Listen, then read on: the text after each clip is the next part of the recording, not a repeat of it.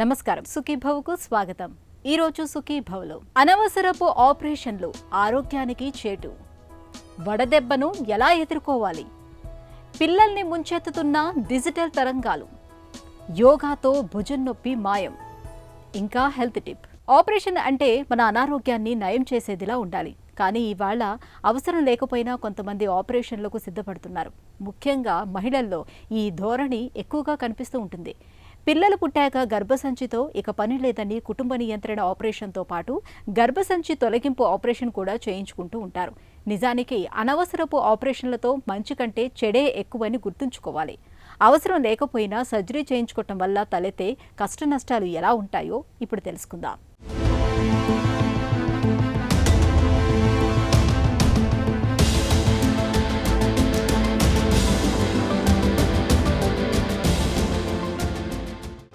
ఆడపిల్ల పుడితే ఇంటి వెలుగు అంటాం. అమ్మ అయితే మొత్తం కుటుంబానికి ఆధారమని కీర్తిస్తాం. కానీ అలాంటి మహిళలపైన నేడు అనవసరపు ఆపరేషన్ల నీడ పడుతోంది. సిజేరియన్లు, ట్యూబెక్టమీలు, గర్భసంచి తొలగింపులు, గాల్ స్టోన్ సర్జరీలు ఇవన్నీ అతివల ఆరోగ్యానికి ఇవాళ పెనుశాపాలుగా మారుతున్నాయి. చిన్న చిన్న సమస్యలకే శస్త్రచికిత్సలు చేయించుకోవటం, చిన్న ఆపరేషన్ తర్వాత తప్పనిసరిగా పెద్ద ఆపరేషన్ చేయించుకోవాలని అనుకోవటం, అవసరం లేకపోయినా సర్జరీలు చేయించుకోవటం మహిళల ఆరోగ్యానికి ఎంతమాత్రం మంచిది కాదని హెచ్చరిస్తున్నారు డాక్టర్లు. ఇప్పుడు మనం చూస్తున్నది ఏంటంటే, సంతానలేమి సమస్య ఉన్నా సరే లాప్రోస్కోపీ చేయించేసుకున్నామండి, నా అండాశయంలో ఒక తిత్తుంటే తీసేశారండి అంటారు. అలాగే గర్భాశయంలో నాకు గడ్డలు ఉండేదండి, గడ్డలు తీసేశారండి అంటారు. ఇంకా ఏదైనా కొంచెం నడి వయసు వచ్చిందనుకోండి, వాళ్ళకి బ్లీడింగ్ ఎక్కువ అవుతుందండి, అందుకని చెప్పేసి మళ్ళీ క్యాన్సర్ వచ్చే అవకాశాలని నా గర్భసంచి తీయించేసుకున్నానండి అంటారు. ఇవన్నీ సమస్యలు ఆపరేషన్లతో పోయేవి కావండి. అసలు ఆపరేషన్ అవసరమా లేదా అన్నది ముఖ్యంగా వీళ్ళు అనుభవం ఉన్న డాక్టర్ దగ్గరికి వెళ్ళి తెలుసుకోవాలి. ఆపరేషన్ ఎప్పుడు చెయ్యకూడదు అన్నది డాక్టర్లు ముందరగా నేర్చుకోవాలండి. ఎప్పుడు చెయ్యాలి అన్నది చాలా సులువే, ఎప్పుడు చెయ్యకూడదు అన్నది కూడా తెలుసుకోవాలి. ముఖ్యంగా ఆడవాళ్ళలో ఈ గర్భాశయ సమస్యలు ఉన్నప్పుడు అందరూ ఏమనుకుంటారంటే అది తొలగించేసుకుంటే ఒక సమస్య వెళ్ళిపోద్ది అని. అలాగే నడుము నొప్పి ఏదైనా రానియండి, మనకి కడుపులోను నొప్పి రానియండి, లేకపోతే వాంతులు రానియండి, విరోచనాలు కానివ్వండి, ఏదైనా కానివ్వండి, అది గర్భాశయంలో సమస్య అనుకుంటారు. ఆడవాళ్ళకి ఒక గర్భాశయమే ఉండదు కదండి. మనకి పొట్టలోని బోల్డ్ అవయవాలు ఉంటాయండి, 2 మూత్రపిండాలు ఉంటాయి, ఒక లివరు, ఒక స్ప్లీను, కడుపు, పెద్ద పేగు, చిన్న పేగు, అవన్నీ కాకుండాను ఒక ప్యాంక్రియాస్, ప్లీహము, గాల్ బ్లాడర్ ఇన్ని ఉంటాయండి. అవసరం అనుకోండి తప్పకుండా ఆపరేషన్ చేయించుకోవాలి. చిన్న పామునైనా పెద్ద కర్రతో కొట్టాలనేది మన నానుడి. ఇదే నానుడి మహిళలకు శాపంగా మారుతోంది. సమస్య చిన్నదే కానీ ఆపరేషన్ చేస్తేనే సమస్య పూర్తిగా తగ్గుతుందనే మాటల్ని చాలామంది మహిళలు నమ్మేస్తున్నారు. కానీ ప్రతి సమస్యకి సర్జరీ ఒక్కటే పరిష్కారం కాదని మనం గుర్తుంచుకోవాలి. చాలా సందర్భాల్లో సర్జరీ వరకు వెళ్లకుండానే మందులు, జీవనశైలి మార్పులు, చిన్న చికిత్సలతోనే పలు అనారోగ్య సమస్యల్ని పూర్తిగా తగ్గించుకోవచ్చు. నిజానికి ఆరోగ్య సమస్యలపై అవగాహన పెంచుకొని ముందస్తు జాగ్రత్తలు తీసుకుంటే చాలు. అనవసరపు సర్జరీలకు చాలా వరకు చెక్ పెట్టొచ్చు. పిల్లలు పుట్టాక ఇక గర్భాశయంతో పనిలేదు, తీసేయించుకుంటే నెల నెల ఋతుస్రావం బాధలు కూడా తప్పుతాయనే నమ్మకం చాలామందిలో కనిపిస్తుంది. ఈ నమ్మకంతోటే చాలామంది గర్భాశయం తొలగింపు ఆపరేషన్కు ముందుకొస్తున్నారు. నిజానికి అధిక ఋతుస్రావం అవుతుందనో, ఫైబ్రాయిడ్స్ ఉన్నాయనో గర్భసంచిని వెంటనే తొలగించాల్సిన అవసరం లేదు. గర్భాశయం తొలగించకుండానే బ్లీడింగ్, ఫైబ్రాయిడ్స్ సమస్యలకు చికిత్స చేసేందుకు మెరీనా మొదలుకొని ఎంబులైజేషన్ వరకు చక్కటి చికిత్సలెన్నో ఇవాళ అందుబాటులో ఉన్నాయి. నిజానికి అవసరం లేకపోయినా గర్భసంచిని తొలగించటం వల్ల ఒంట్లో హార్మోన్ల సమతూకం దెబ్బతినిపోతుంది, ఎముకలు బలహీనమైపోతాయి, మానసిక ఒత్తిడి పెరుగుతుంది. ఇవన్నీ జీవన నాణ్యతను తగ్గించేవే అంటారు నిపుణులు. చాలామందికి అవగాహన లేనిది ఏంటంటేను, ఆపరేషన్ ఒకటే కాదండి సమస్య. ఇక్కడ ఆపరేషన్ చేయాలంటే మత్తుమందు కూడా ఇవ్వాలి కదా. మత్తుమందు ఇచ్చినప్పుడు కూడా కొన్ని కాంప్లికేషన్స్ వస్తాయండి. అది చాలామందికి అర్థం కావట్లేదు. ఎందుకంటే మత్తుమందుతో ఒక్కొక్కసారి టేబుల్ మీద పేషెంట్ చనిపోవచ్చు. ఇవన్నీ సమస్యలు కదండి.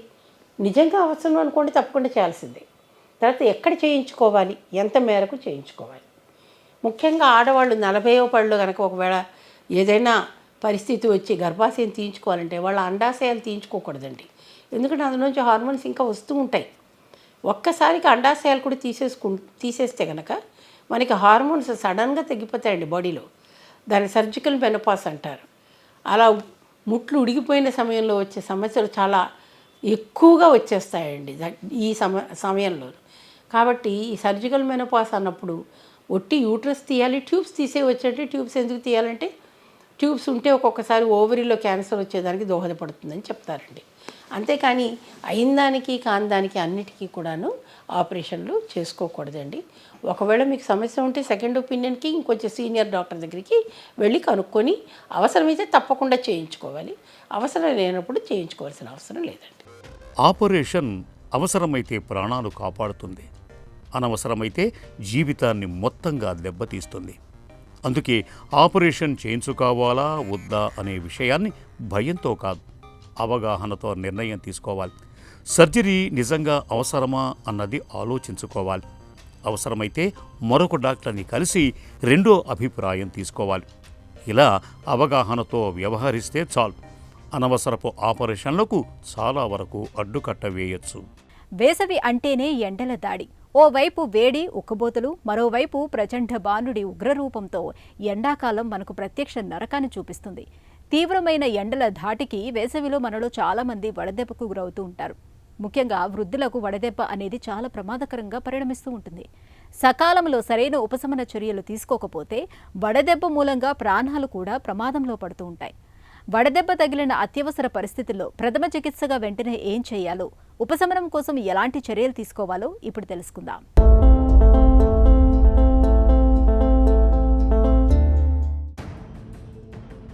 వడదెబ్బ వేసవి విసిరే పంజా ఇది. వడదెబ్బ అత్యంత ప్రమాదకరమైన ఆరోగ్య సమస్య. వడదెబ్బను ఏమాత్రం నిర్లక్ష్యం చేసినా ప్రాణాలు క్షణాల్లో గాలిలో కలిసిపోతుంటాయి. సహజంగా ఎండల వేడిని తట్టుకునేందుకు మన శరీరం చెమట రూపంలో నీటిని బయటకు పంపి తనను తాను రక్షించుకుంటూ ఉంటుంది. కొన్ని సందర్భాల్లో ఈ ఎండల తీవ్రతను నియంత్రించే వ్యవస్థ మన శరీరంలో విఫలమైనప్పుడు మనిషి అపస్మారకంలోకి వెళ్ళటం, అసలు చెమటలు పట్టకపోవటం, తలపోటు, వాంతులు, తీవ్రమైన జ్వరం లాంటివి వచ్చి ప్రాణాపాయ స్థితిలోకి వెళ్లే ప్రమాదం ఉంది. వడదెబ్బ తగిలిన వారిలో శరీర ఉష్ణోగ్రత ఒక్కోసారి 105 డిగ్రీల దాకా వెళుతుంది. శ్వాసక్రియ వేగం పెరుగుతుంది. రక్తపోటు, పల్స్ రేట్ బాగా పెరిగిపోతుంది. ఒక్కోసారి స్పృహ కూడా కోల్పోతుంటారు. ఈ స్థితిలో నిర్లక్ష్యం చేస్తే వడదెబ్బ ప్రాణాంతకం అయ్యే అవకాశం కూడా ఉంది.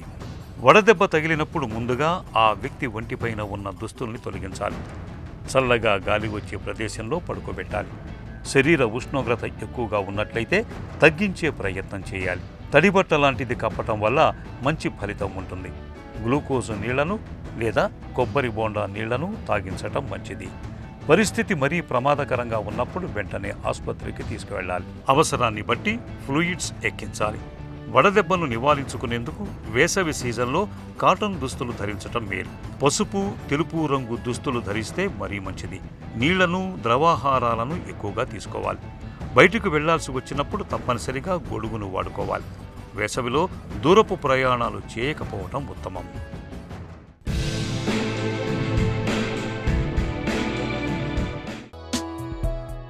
పిల్లల చిన్ని బొజ్జలు నింపటం సులువే కానీ ఆరోగ్యకరమైన భోజనంతో నింపటం చాలా కష్టం. మరి ఎదిగే పిల్లలకి ఎలాంటి ఆహారం అవసరం? ఏం చేస్తే వాళ్ళు ఇష్టంగా తింటారు? ఇందుకు ఆహార పదార్థాల ఎంపిక చాలా కీలకమని చెబుతారు నిపుణులు. ముఖ్యంగా ప్రతిరోజు రాత్రి నానబెట్టిన బాదం పప్పును ఉదయం తినిపించటం వల్ల పిల్లలకు సరైన పోషకాలు లభిస్తాయి. జీర్ణ వ్యవస్థ బాగుంటుంది. పిల్లల రోగనిరోధక శక్తి కూడా మెరుగుపడుతుంది. ఉడికించిన కోడిగుడ్డు పిల్లలకు ఎంతో శక్తినిస్తుంది. దీంతో వారు శారీరకంగా, మానసికంగా ఆరోగ్యంగా ఉంటారు. కొంతమంది తల్లులు రోజు ఇంట్లో ఏం వండుతారో ఆ ఆహారాన్నే పిల్లలకు తినిపిస్తూ ఉంటారు. అయితే చిన్నారుల ఆహార విషయంలో కాస్త జాగ్రత్త వహించాలని నిపుణులు చెబుతున్నారు. పెద్దవాళ్ళు కాస్త కారంగా ఉన్నా సరే తిని జీర్ణం చేసుకుంటారు. కానీ పిల్లలు అలా కాదు. వాళ్ళకి కారం, మసాలా ఎక్కువగా ఉన్న ఆహారాన్ని పెట్టకుండా ఉండటమే ఉత్తమం. ఇక కాల్షియం, ఐరన్ ఎక్కువగా ఉండే ఆహార పదార్థాలు అందించటం వల్ల వారి దేహ దారుఢ్యానికి మంచిది. పిల్లలకు రోజుకో పండుని తినిపించాలి. లంచ్ బాక్సులో పిల్లలకు బిస్కెట్లు, చాక్లెట్లు కాకుండా రోజుకో పండును ఉంచాలి. వీలైతే ఆ ఫలాలను అందమైన బొమ్మల తీరుగా కట్ చేసి పిల్లలకు అందించాలి. దీంతో వాళ్ళు ఆడుతూ పాడుతూ తినేస్తారు. దీంతో శరీరానికి కావలసిన పోషకాలు లభిస్తాయి. కొంతమంది పిల్లలు పాలు తాగేందుకు ఇష్టపడరు. తాగటం లేదని సరిపెట్టుకుని ఊరుకోకూడదు. మెల్లగా వాళ్లకు పాలు, పెరుగు, నెయ్యి తినే విధంగా అలవాటు చేయాలి. పాలతో ఎన్నో రకాల వంటకాలు చేయవచ్చు. ఎలా చేస్తే వాళ్ళు ఇష్టంగా తింటారో వాటిని వండి వాళ్లకు తినిపించాలి. పిల్లలు అన్ని ఆహార పదార్థాలను తిని జీర్ణం చేసుకోలేరు. అందువల్ల వాళ్ళకి ఏ ఆహారం తినిపించాలన్నా కొద్ది కొద్దిగా మొదలు పెట్టాలి. వాళ్ళు ఏ ఆహారాన్ని ఇష్టంగా తింటున్నారో గమనించాలి. పిల్లలు పెరిగే కొద్దీ జంక్ ఫుడ్ తినేందుకు అలవాటు పడతారు. ఈ అలవాటు ఎంత మాత్రం మంచిది కాదు. జంక్ ఫుడ్ జీర్ణ వ్యవస్థను దెబ్బతీస్తుంది. జంక్ ఫుడ్ ఎక్కువగా తీసుకుంటే అనారోగ్య సమస్యలు మొదలవుతాయి. పిల్లలు, పెద్దలు జంక్ ఫుడ్కు ఎంత దూరం ఉంటే ఆరోగ్యానికి అంత మేలు. మొబైల్, ట్యాబ్, డెస్క్టాప్, ల్యాప్టాప్ ఏదైనా కావచ్చు, వీటి నుంచి వెలువడే డిజిటల్ తరంగాలు ఇవాళ పిల్లలను ముంచెత్తుతున్నాయి. వారి మెదళ్లను తమ ఆధీనంలోకి తీసుకుంటున్నాయి. దీంతో పిల్లల మానసిక, అభ్యాసన సామర్థ్యాలు బాగా దెబ్బతింటున్నాయని అనేక పరిశోధనలో ఇప్పటికే వెల్లడైంది. అయితే చిన్నపాటి జాగ్రత్తలతో డిజిటల్ పరికరాల దుష్ఫలితాల్ని చాలా వరకు తగ్గించవచ్చని నిపుణులు చెబుతున్నారు. అవేమిటో ఇప్పుడు తెలుసుకుందాం.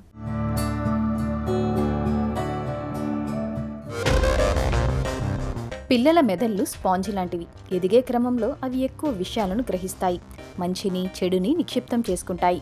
అయితే అతి చిన్న వయసులోనే స్క్రీన్కు అలవాటు పడుతుండడం తీవ్ర ప్రభావాన్ని చూపుతుంది.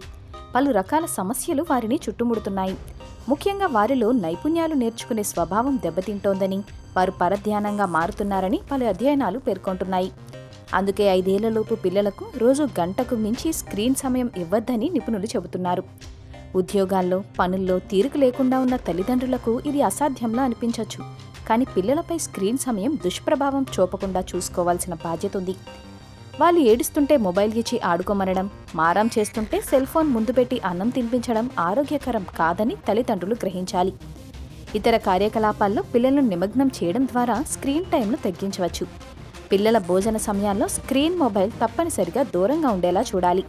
ఆ సమయంలో మంచి సంగీతం వినడం అలవాటు చేయొచ్చు. వారి చదువు, ఆసక్తులు, హాబీల గురించి మాట్లాడటం, సమకాలీన అంశాలపై చర్చించడం చాలా మేలు చేస్తుంది. అవసరమైన సమాచారాన్ని పిల్లలతో కలిసి తల్లిదండ్రులు చూడడం వల్ల వారు ఆ విషయాలు చూడడానికే అలవాటు పడతారు. తద్వారా జంక్ విషయాలను తగ్గించవచ్చు. ఇక నిద్రవేళల్లో పిల్లల బెడ్రూమ్లో స్క్రీన్ అందుబాటులో లేకుండా చూడాలి. నిద్రకు ముందు ఏదైనా పుస్తకం చదవమనడం లేదా బొమ్మలు గీయమని చెప్పాలి. ఆండ్రాయిడ్, యాపిల్ ఫోన్లలో యాప్ల వాడకాన్ని పరిమితం చేసే టైమర్లు, పిన్ కోడ్లు ఉన్నాయి. ఇవి స్క్రీన్ సమయాన్ని తగ్గించడంలో సహాయపడతాయి. వీటితో పిల్లలు వాడే యాప్లు, వెబ్సైట్ల కార్యకలాపాలను కూడా ట్రాక్ చేయొచ్చు. వారానికో రోజు పర్యాటక ప్రదేశానికో లేక మంచి సాంస్కృతిక కార్యక్రమానికో కుటుంబంతో సహా వెళ్లడం అలవాటు చేసుకోవడం మేలు. ఆ రోజు అతి తక్కువ స్క్రీన్ టైం అందుబాటులో ఉండేలా చూడండి. పిల్లలు చిన్నగా దానికి అలవాటు పడతారు. వ్యక్తిగత పనులు, చదువు, హోంవర్క్, భోజనం, విరామం, హాబీలు అన్నిటికీ సమయం కేటాయించేలా ప్రణాళిక తయారు చేయండి. వారాంతాల్లో ఒకసారి అరగంట, గంట మాత్రమే స్క్రీన్ టైంకు అనుమతించాలి. ఇలా అన్ని రకాలుగా జాగ్రత్తలు తీసుకోవడం ద్వారా పిల్లల స్క్రీన్ టైంను చాలా వరకు తగ్గించవచ్చు. మన మోకేళ్లు బాగుంటేనే మనం చక్కగా నడవగలం. అలాగే మన భుజం బాగుంటేనే మనం నిత్య జీవితంలో అన్ని రకాల పనుల్ని సులువుగా చేసుకోగలం. అయితే భుజం, కీలులో ఎక్కడ ఏ చిన్న సమస్య తలెత్తినా అది మన పాలిట పెద్ద కష్టమే అవుతుంది. చెయ్యి కదలికలన్నీ అతి కష్టమైన వ్యవహారాలుగా మారిపోతాయి. తినడం, తాగడం కూడా కష్టమైపోతుంది. కారణాలు ఏవైనా కావచ్చు, కానీ మనలో కొంతమందికి భుజంలో నొప్పి అనేది వేధిస్తూ ఉంటుంది. దైనందిన కదలికల్ని కట్టిపడేసే భుజంలో నొప్పికి యోగాను ఒక చక్కటి పరిష్కారంగా చెబుతారు నిపుణులు. భుజం నొప్పిని తగ్గించే యోగాసనాలు, వాటి సాధనలో మెలకువల గురించి ఇప్పుడు తెలుసుకుందాం.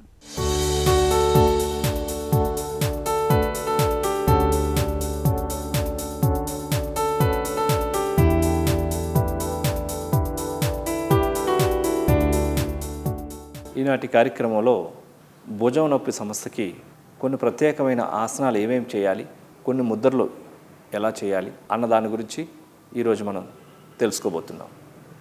ఈ మధ్యకాలంలో చాలామంది వచ్చి భుజం నొప్పి వస్తుందండి అని చెప్తున్నారు. రాత్రి పడుకుంటూ ఉంటే, ఒక ప్రక్క పడుకుంటూ ఉంటే భుజం అంతా నొప్పి వచ్చేస్తుంది అని చాలామంది దగ్గర విన్నాను.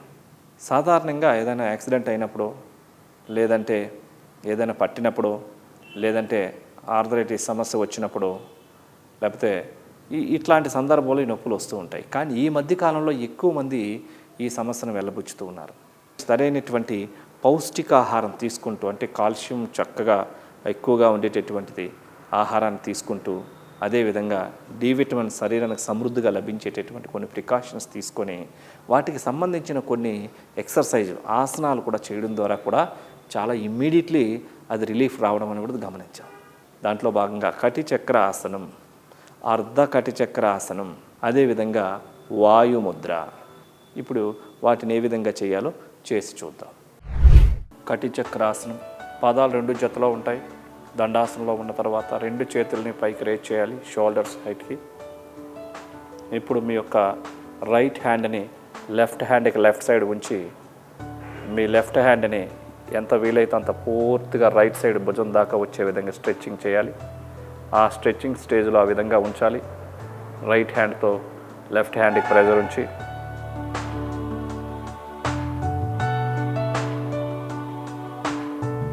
ఇప్పుడు స్లోగా రిలీజ్ చేయాలి. ఇప్పుడు అదేవిధంగా రైట్ హ్యాండ్ స్ట్రైట్గా ఉంచుకొని, ఇప్పుడు లెఫ్ట్ హ్యాండ్ని రైట్ హ్యాండ్కి రైట్ సైడ్ ఉంచాలి.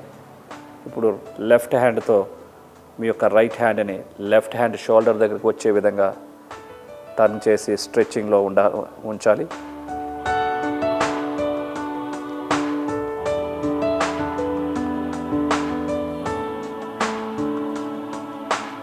ఇప్పుడు స్లోగా రిలీజ్ చేసి, ఇప్పుడు అదేవిధంగా లెఫ్ట్ సైడ్ ఇంకోసారి లెఫ్ట్ హ్యాండ్ స్ట్రైట్గా ఉంచుకొని, మీ యొక్క రైట్ హ్యాండ్ లెఫ్ట్ హ్యాండ్కి లెఫ్ట్ సైడ్ ఉంచి, మీ రైట్ హ్యాండ్తో లెఫ్ట్ హ్యాండ్ని పూర్తిగా రైట్ సైడ్ స్ట్రెచ్చింగ్ చేసి ఉంచాలి.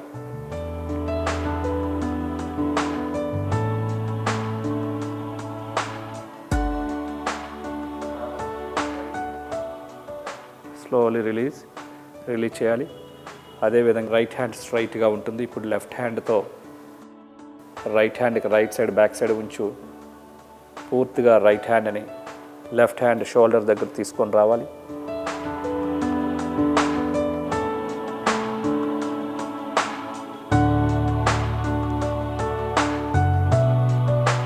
ఇప్పుడు స్లోగా రిలీజ్ చేయాలి. 2 చేతులు యథాస్థానానికి క్రిందకి తీసుకొని రావాలి. ఇప్పుడు మీ యొక్క ఎడమ చేతిని పూర్తిగా రేజ్ చేసి అర్ధ కటిచక్రాసనం, పూర్తిగా రైట్ సైడ్ బెండ్ అవ్వాలి.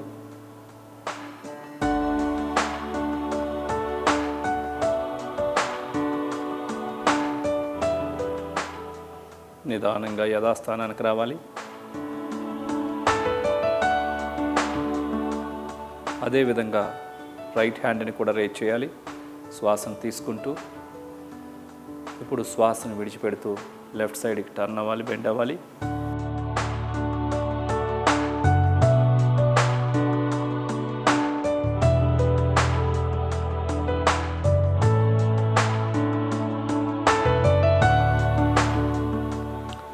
ఇప్పుడు నిదానంగా యథాస్థానానికి రావాలి.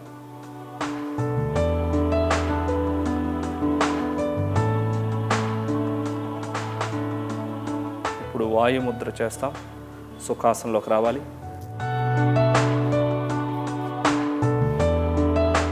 సుఖాసనంలో కూర్చున్న తర్వాత ఇప్పుడు మనం వాయుముద్ర చేస్తాం. అరిచేతులు ఆకాశం వైపు చూస్తున్న విధంగా మోకాళ్ళ పైన ఉంటాయి. ఈ స్థితిలో చూపుడు వేలును పూర్తిగా ఫోల్డ్ చేయాలి. చూపుడు వేలు యొక్క వెనక భాగాన బొటన వేలు ఆనించి ఉంచాలి. చూపుడు వేలు యొక్క చివరి భాగం అరిచేయిలో తాకుతున్న విధంగా ఉంటుంది. మధ్య వేలు, ఉంగరపు వేలు, చిటికెన వేలు స్ట్రైట్గా ఉంటాయి. ఈ స్థితిలో వెన్ను నిటారుగా ఉండాలి. నెక్ రిలాక్స్గా ఉంటుంది. షోల్డర్స్ రిలాక్స్గా ఉంటాయి. కళ్ళు మూసుకొని ప్రానిక్ బ్రీతింగ్ చేయాలి. స్లోగా శ్వాసను తీసుకుంటూ నిదానంగా శ్వాసను విడిచిపెడుతూ పూరక, కుంభక, రేచక, శూన్యక నియమాలు, నిష్పత్తులను పాటిస్తూ ప్రాణాయామం చేయాలి.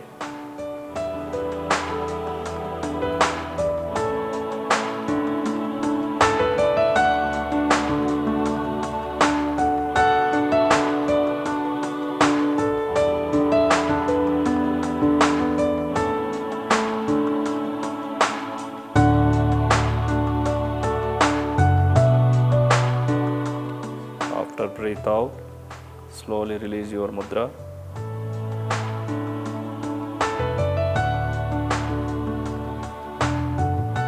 Open your eyes. చూసారు కదండి ఈ కటి చక్రాసనం. ఒక్కొక్క చేత్తో 5 నుంచి 10 సార్లు కనుక ఈ షోల్డర్ స్ట్రెచ్చింగ్ సంబంధించినటువంటివన్నీ చేస్తూ, అదేవిధంగా అర్ధకటి చక్రాసనం, ఇవన్నీ కూడా భుజాల భాగంలో కండరాలని చక్కటిగా వ్యాయామం చేయించి కండరాల యొక్క శక్తిని పెంపొందించేటటువంటి ఆసనాలు. అదేవిధంగా shoulders rotation, okay, clock wise, anti clock wise morning and evening చేసినట్లయితే, అదేవిధంగా ఈ వాయు ముద్ర ముఖ్యంగా ఈ 20 నిమిషాల నుంచి 30 నిమిషాలు కనుక ప్రొద్దున్న, మధ్యాహ్నం, సాయంత్రం ఇట్లా 3 దఫాలుగా చేసినట్లయితే మీకు చాలా మార్పు, కొద్ది రోజుల్లోనే మార్పు గమనించడం అనేది జరుగుతూ ఉంటుంది. సో కాబట్టి ఇలాంటి కొన్ని ప్రత్యేకమైనటువంటి యోగాసనాల ద్వారా, ముద్రల ద్వారా కూడా మన యొక్క ఇమ్యూనిటీని పెంచుకొని మన యొక్క ఆరోగ్య సమస్యలని, అనారోగ్య సమస్యలను నయం చేసుకొని ఆరోగ్యకరమైనటువంటి జీవితాన్ని మనం పొందవచ్చు. భుజ నొప్పిని తగ్గించే యోగాసనాలు, వాటి సాధనలో మెలకువల గురించి తెలుసుకున్నాం కదా. ఇక ఈ రోజు కార్యక్రమాన్ని ముగించే ముందు ఒక చిన్న చిట్కా మీకోసం. పుచ్చకాయ రసం లేదా బార్లీ జావలోకి కొద్దిగా పటిక బెల్లాన్ని లేదా కొబ్బరి నీళ్లను కలుపుకొని తాగండి. వేసవి తాపం, దప్పికల నుంచి మంచి ఉపశమనం దొరుకుతుంది.